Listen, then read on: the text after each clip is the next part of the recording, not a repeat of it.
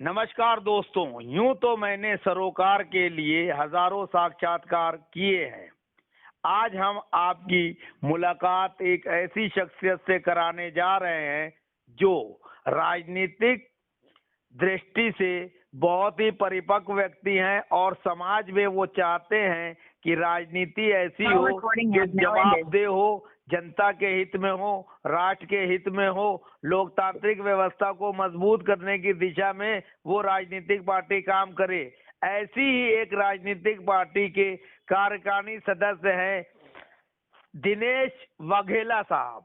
दिनेश वाघेला साहब आजकल गोवा में हैं और राजनीतिक तौर पर आम आदमी पार्टी के मुखिया अरविंद केजरीवाल और उनके सिपा सलारों के काफी करीब हैं और हर तरह की रणनीति बनाने से पहले इनकी भी सलाह पार्टी के भीतर ली जाती है। तो आइए मिलते हैं दिनेश वाघेला साहब से। नमस्कार वाघेला साहब।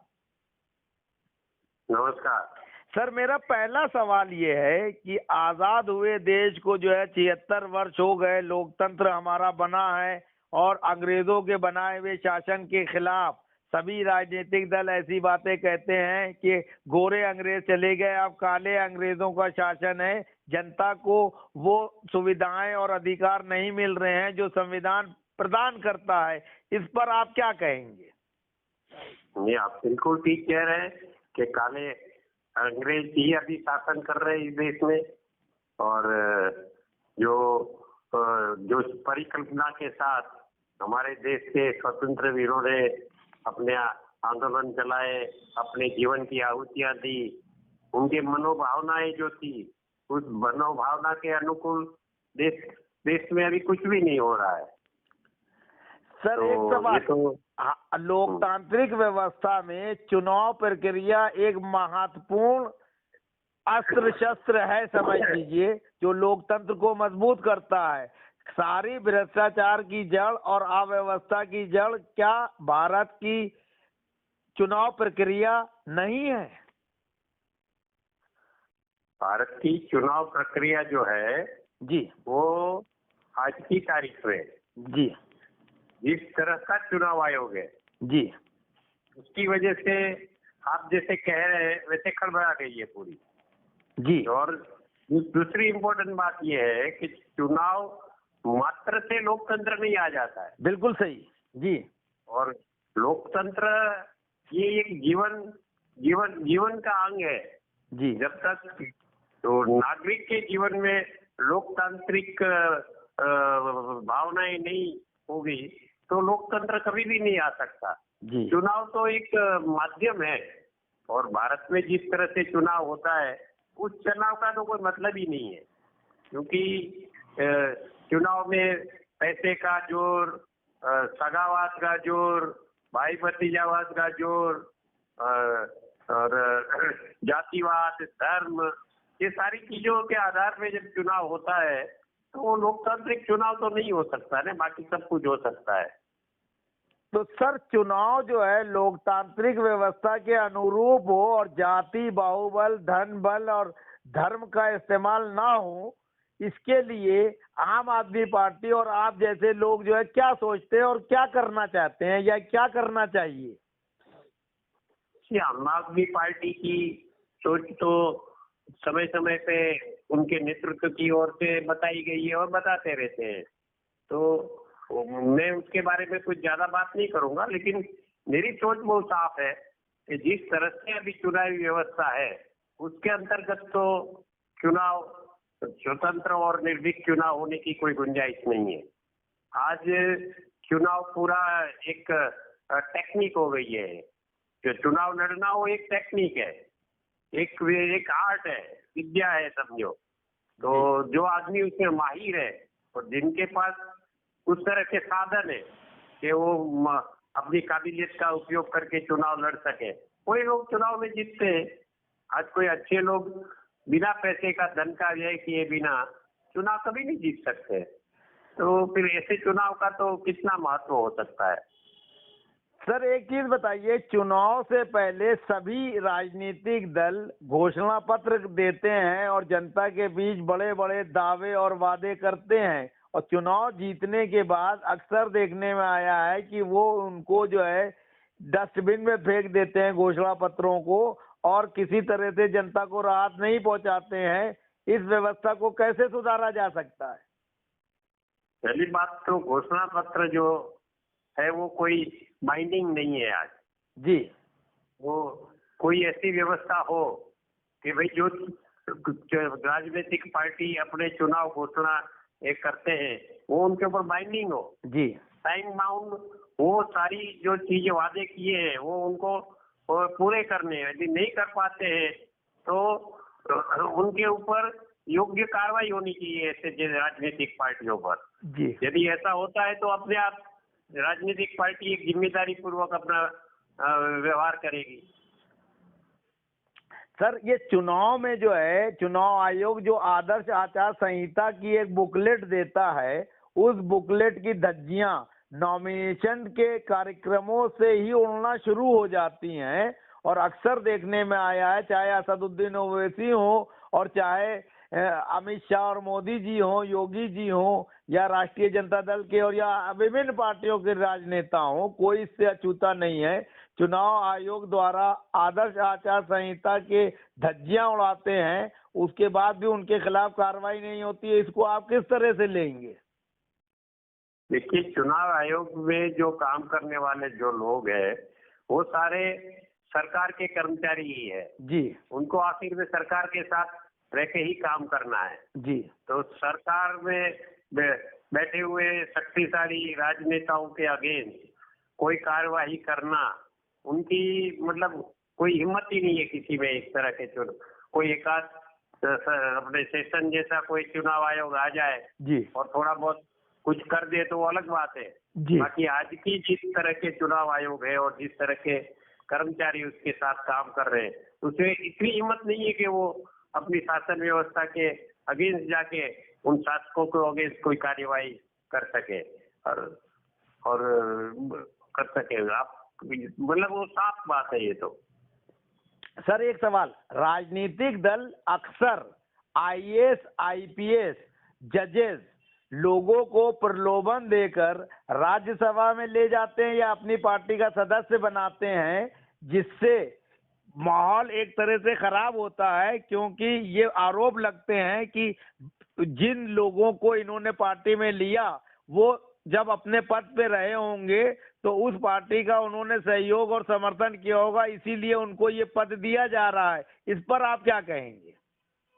नहीं, वो तो अभी हो रहा है ना खुलेआम, सब लोग हम देख रहे हैं ये चीज। तो इसमें तो कोई छुपी हुई बात है ही नहीं।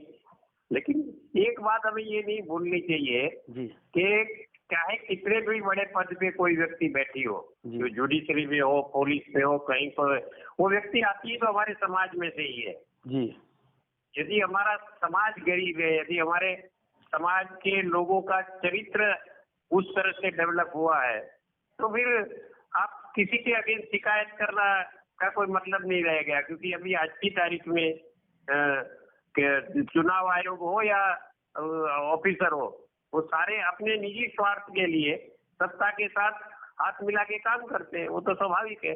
और जो कोई सत्ता में हो, ये पार्टी वो पार्टी नहीं, जो भी पार्टी सत्ता में होगी उसकी खुशामद करके वो अपने अपने स्वार्थ को साधते रहते हैं। वो तो एक स्वाभाविक प्रक्रिया है और उसके लिए तो पूरे समाज का चरित्र सुधरना चाहिए। सर, राजनेता होने के नाते आप इस वक्त हमारे देश की 5 प्रमुख क्या समस्याएं मानते हैं?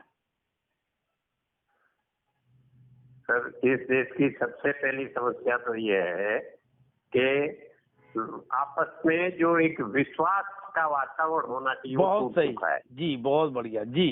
एक आपसी विश्वास सबसे बड़ी ताकत है जी। और वो हर क्षेत्र पे सरकार भी जब कानून बनाती है जी तो नागरिक के प्रति अविश्वास जाहिर करके बनाती है। जी। नागरिक को विश्वास में लेके नहीं बनाती, बिल्कुल नागरिक पे भरोसा नहीं करती जी। उसके ऊपर नियंत्रण करने वाले जो लोग हैं, जो अधिकारी है, उसके ऊपर भरोसा करती है सरकार। जी बिल्कुल सही।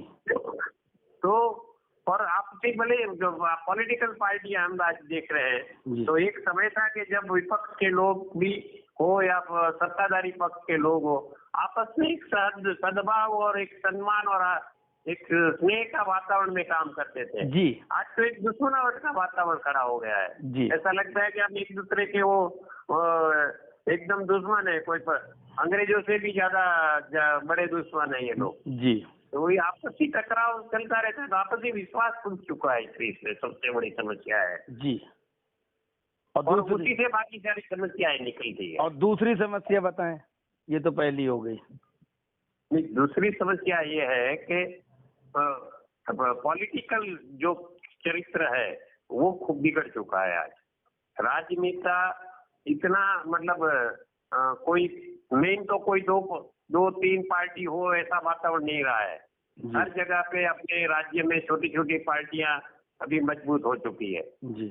और उसको हम स्वीकार नहीं कर पा रहे हैं जी। यदि हम उसको स्वीकार करके कोई इसके लिए एक अल्टरनेटिव व्यवस्था खड़ी करे कि किस तरह से साथ मिलके काम करे। आज तो जो दिल्ली सरकार में या दिल्ली की सत्ता में जो बैठे हैं वो लोग अपने समर्थन वाली राज्य की पार्टियों को तो मदद करते हैं जी। और अपनी विरोधी पार्टियों के साथ वो दुश्मनावट भरा व्यवहार एकदम सही कह रहे हैं, एकदम सही कह रहे हैं जी।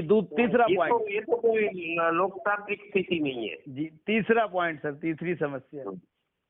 तीसरी समस्या ये कि आज देश का जो यूथ है जी, अभी अभी कहीं में देख रहा था कि सबसे ज्यादा यूथ ये साल में देश छोड़ के चला गया विदेशों में।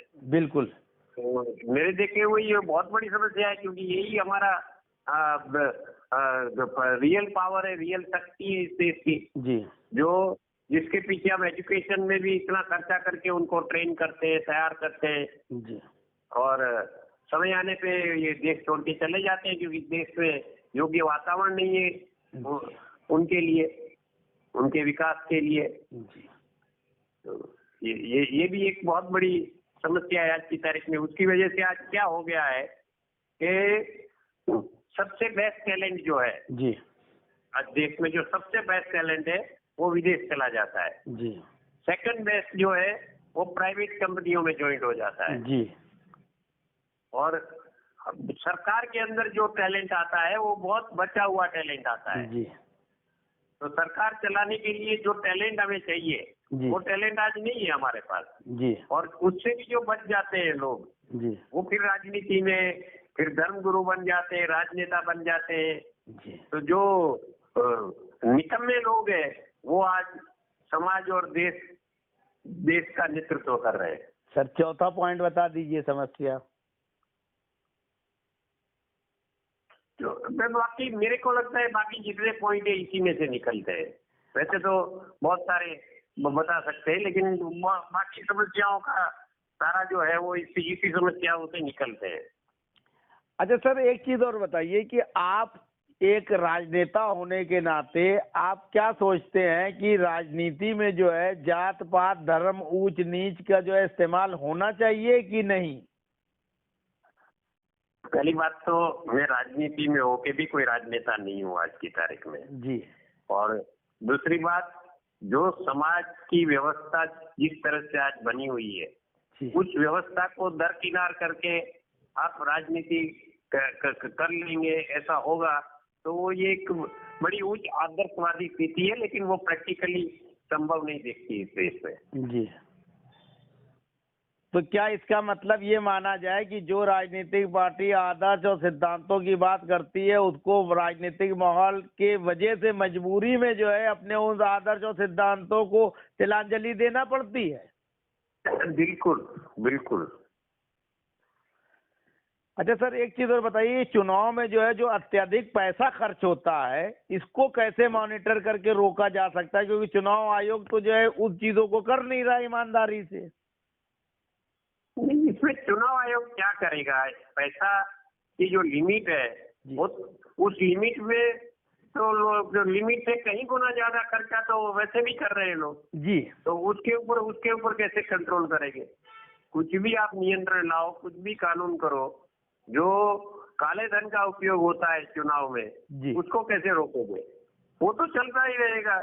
उसके लिए वही बोल रहा हूँ कि राजनीतिक लोगों का देश के नागरिकों का पहले तो चरित्र उस लेवल का हो जाए जी। तो फिर ये सारी चीजें रुक सकती है।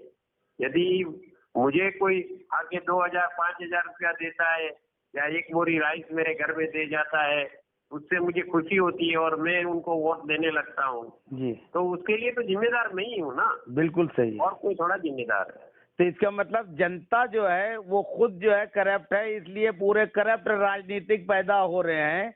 वो मजबूरी में जो है मतलब उनको जो है साथ देना ही पड़ता है उन नेताओं को भी।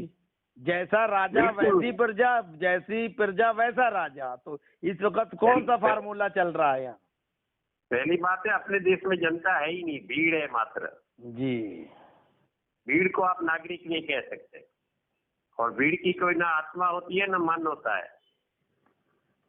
सर सुभाष चंद्र बोस जी ने कहा था कि हमारे देश में जब अंग्रेजों से जो है देश आजाद हो गया है तो कम से कम जो है 25 साल जो है इसको सख्त नियम कानूनों में रखना चाहिए और उन चीजों को बताना चाहिए कि हमारे देश के अब वातावरण में किन चीजों की जरूरत है और किन की नहीं जरूरत है। अपनी समस्याओं और अपनी सभ्यता के हिसाब से संविधान बनाना चाहिए। इसको आप किस नजरिए से देखते हैं? सबके अपने अपने व्यू है। सुभाष जी के व्यू को भी अपन सम्मान और आदर करेंगे, लेकिन जब चीजें इम्प्लीमेंट करने जाते हैं कोई भी एक सिद्धांत को या आदर्श को, जी, तभी बहुत सारी और मर्यादाएं उसमें से बाहर निकलती है। तो कोई एक सिद्धांत और आदर्श की बात पे टिक्का टिप्पणी करना, वो तो अभी मेरे बस की बात नहीं। अच्छा सर, एक सवाल। महात्मा गांधी जी को लोग कहते हैं कि पाकिस्तान जो है बनवाने में उनकी भूमिका थी या मौन स्वीकृति थी या वो जो है नतमस्तक हो गए थे उस वक्त के सर्कमस्टेंसेस को देखते हुए। इस पर आप क्या कहना चाहेंगे?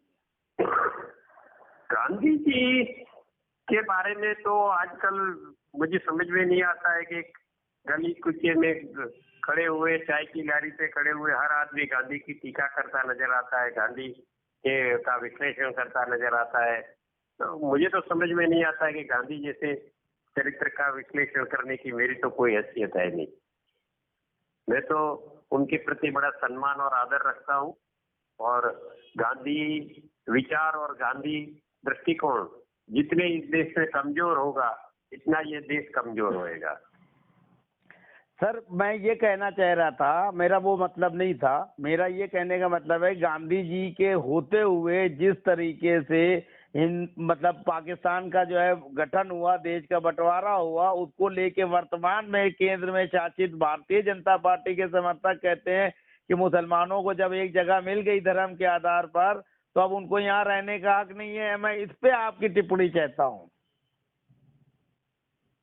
मैं बोल रहा हूँ यही तो मूलभूत जो बात है, वो हमें मालूम नहीं है उस वक्त क्या हुआ था, गांधी जी ने क्या कहा था।